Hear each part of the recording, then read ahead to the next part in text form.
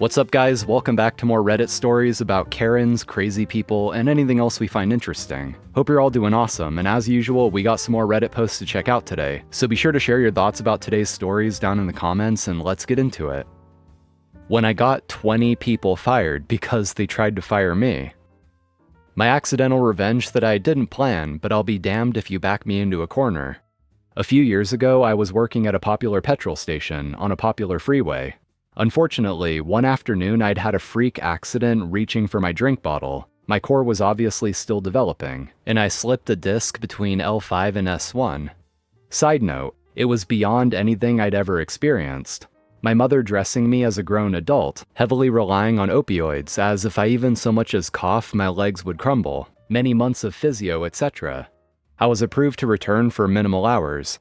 I understand it was a freak accident and not at one point did I blame it on the company, but it happened at work, which probably saved me years of spinal surgeries.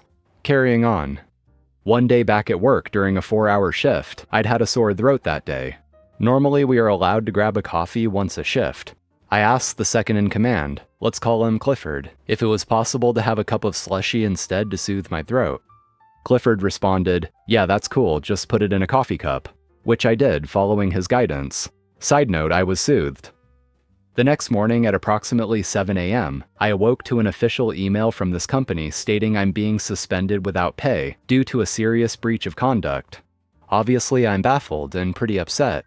I'm aware that I'm back on reduced hours, being watched, etc., etc. I reply and we set up a meeting in person 2 days later.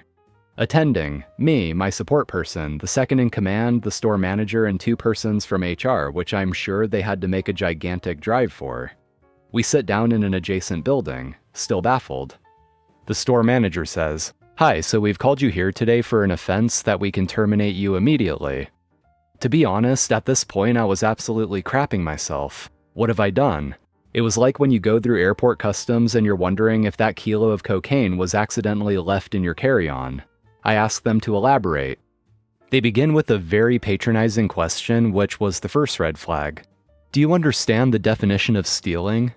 Me, still baffled, I say, I would like to think so. The store manager begins. Backstory to set the scene. He was 5 feet, 50 years old, very flamboyant. Monday you drank a slushie out of a coffee cup and that is a breach and considered stealing. At this point, I was relieved because the second in charge was in the meeting, and I reacted like, oh, this is all a misunderstanding. I asked Clifford before I touched anything. I thought it was same, but double-checked and got permission. This mother effer, the second in charge, looks me directly in my eyeballs across the table and says, that never happened. The silence was palpable. My jaw was in my lap. My eyes are darting back and forth, thinking there's no way I'm being set up. 170 scenarios ran through my head. Confusion, shock, anger, then acceptance. My back was f***ed. I was trying my best to recover and now being accused of ripping a petrol station off by 3 cents worth of slushy, so the managers could get a bonus from getting rid of me. This is my favorite part. Everything melted away. The anger, the unjust, everything. I let out a big sigh and I started smiling. I looked directly at the store manager who, unfortunately for him, underestimated my observation skills. A week prior, mind you, there was plenty of other offenses. I saw him purposely knock a pack of Oreos off the shelf, following in, oops, I guess I'll have to write that off for my morning tea meeting, he. At the time, I didn't even think about it. I don't care, you do you. But now? I said, alright, but if I'm confused, let me clarify something. I stared down the store manager, laid out what had happened, and asked him and HR if that would be considered stealing, without breaking eye contact. I witnessed his soul leave his body. I sensed HR do a slow pause and turn. I quickly moved on. I was taking everyone down. Next, the second in charge, who I also had nothing against, but here we are. He was freshly married, 2-year-old and a baby on the way. He was also f***ing another cashier, let's call her Trina, in the bathrooms during work. Again, I minded my own damn business, even though I thought he was a piece of crap.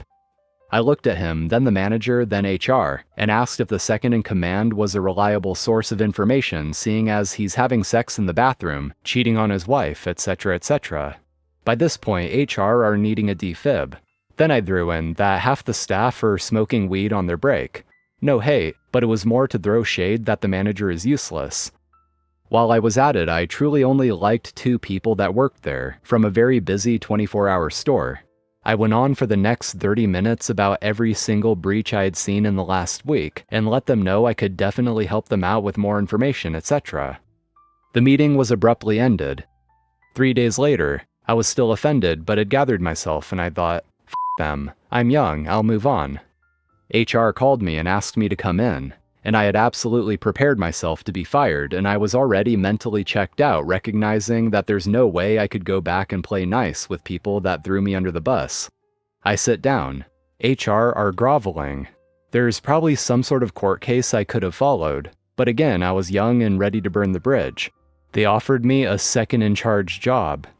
Oh? What happened to Clifford? They tell me that he and Trina have quit because Clifford's wife was trying to pull her through the safety barrier every time she went on shift.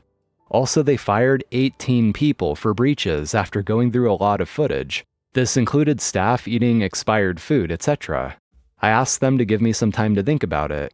I walked back over to the main store. There's my manager in tears, packing his stuff up in the office into a cardboard box like some sort of movie scene.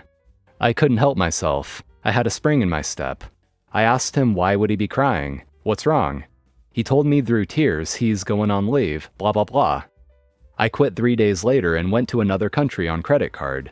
Best 2 weeks of my life. Refused to let stranger into my apartment at 2 a.m. Landlord subsequently charging $7,000. Tennessee. I am a woman in my late 20s living alone in an apartment on the top floor of a small complex. My unit is rather isolated, with only neighbor A's door on my landing. About 2 weeks ago, I was woken up by a man pounding on my front door and screaming, "Emergency, let me in. This is an emergency." I looked out my peephole and saw a man about my age, wearing plain clothes and not carrying tools. I yelled at him to f*** off and that I was armed. He started rattling my doorknob and yelling that he was maintenance and there was a flood in the building and he had to check out my apartment ASAP. I asked him if he could identify himself in any way.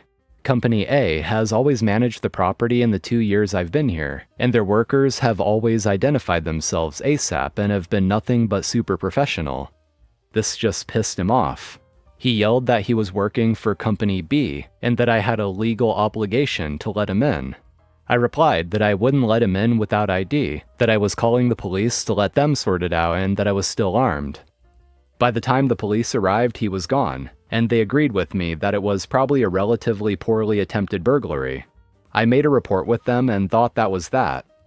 A few days later, I got a call from Company B, who it turns out had bought the property. I would have thought they'd have to notify tenants of this sort of thing, but apparently no. Moron burglar apparently was their maintenance man, whom they'd sent out to fix a real flood in the building. Apparently they knew it was coming from the upstairs but not from whose unit, mine or neighbor A's. They told me that because I refused to let their staff mitigate the situation, I was on the hook for the bulk of the repair costs, to the tune of $7,000.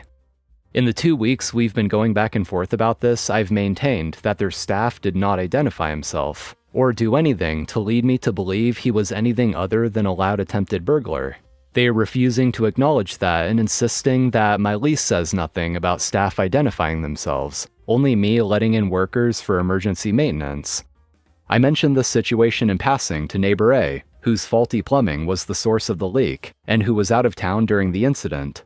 They were confused because they are currently paying 100% of the repair costs from the flood. Company B is giving me the option of paying it off in a lump or prorating the $7,000 among the 6 months left on my lease. This whole situation is obviously bullcrap and honestly seems like some kind of scam. What is going on here?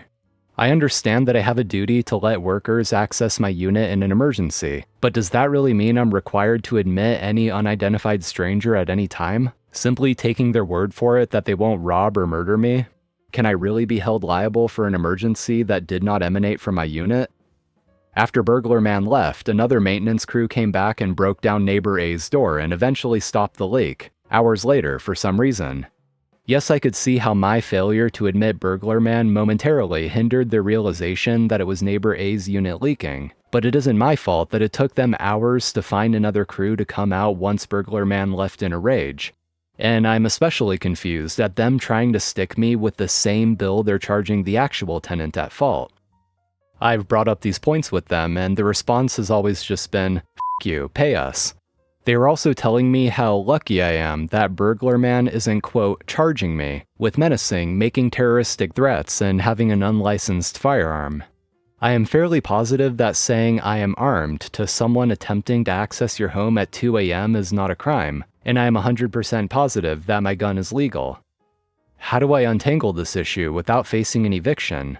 If I pay them off in installments, the only option financially, I'm assuming that this will be recognizing the debt as valid, and I won't be able to sue to get it back later. Same, I guess, with the lump sum. If I continue to pay my rent as normal, won't they come after me for non-payment of what they see as full rent, and then slap me with an eviction case? Is this the point at which I just suck it up and get a lawyer? If so, any ideas on what I should expect? Yeah, so this definitely sounds like the rental company just being super scummy and trying to take advantage of OP. Any rational person involved here could be able to tell that there's no reason they should be charging OP the full cost of the repair, because they're already charging the actual tenant at fault for the full cost. So they're obviously just trying to double dip.